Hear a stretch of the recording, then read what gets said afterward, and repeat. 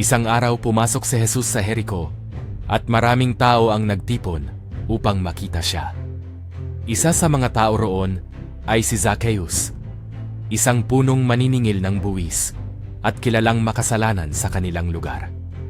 Dahil sa kanyang pandak na tangkad, umakyat siya sa isang puno ng sikomoro upang makita si Jesus na dumaraan. Nang dumaan si Jesus, tumingin siya pataas at tinawag si Zacchaeus. Zacchaeus, bumaba ka agad, sapagkat kailangan kong tumuloy sa iyong bahay ngayon. Nabigla si Zacchaeus at masayang tinanggap si Jesus sa kanilang tahanan.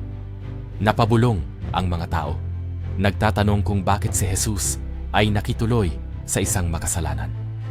Ngunit tumayo si Zacchaeus at sinabi kay Jesus, "Panginoon, kalahati ng aking ari-arian ay ipamimigay ko sa mga mahihirap, at kung may nadaya akong sinuman, ibabalik ko ito ng makapat."